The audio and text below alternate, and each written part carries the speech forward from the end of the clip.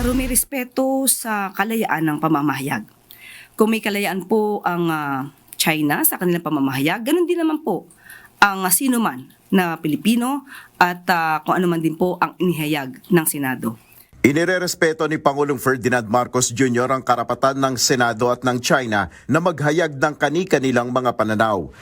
Ito ang sagot ng Malacanang na tanungin kung ano ang reaksyon nito sa pagbatikos ng Chinese Embassy sa Senate Resolution No. 256 na kumukondena sa mga pahayag ng Embahada ng China laban sa mga opisyal ng Pilipinas na kumukwestiyon sa mga hakbang ng Beijing sa West Philippine Sea.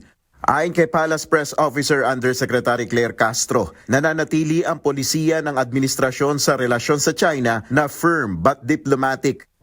Dagdag ng Malacanang, nananatiling matibay ang paninindigan ni Pangulong Marcos ukol sa usapin sa West Philippine Sea.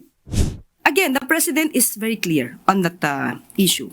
The President says that we have a firm stance on our position with regard to our rights and interests over our own territory and over the West Philippine Sea.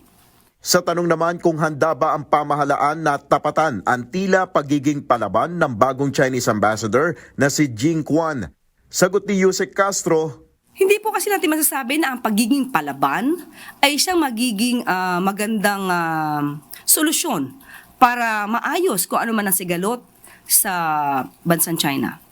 So kung sila man ay palaban, meron naman po tayong paraan na legal, diplomatic, na pwedeng makapag-ayos ng anumang issue. Hindi na rin anya saklaw ng pamahalaang Pilipinas ang naging desisyon ng China na iban ang 17 opisyal ng munisipalidad ng Kalayaan na pumasok sa Beijing, Hong Kong at Macau. Kung ano man po ang naging desisyon at polisiya ng China ay hindi naman po natin to saklaw. Katulad din po ng hindi nila dapat masaklawan kung ano po ang nagiging desisyon ng administrasyon na ito. Nel Maribuhok, UNTV News and Rescue, Diyos ang aming sandigan, serbisyo publiko ang aming pinahahalagahan.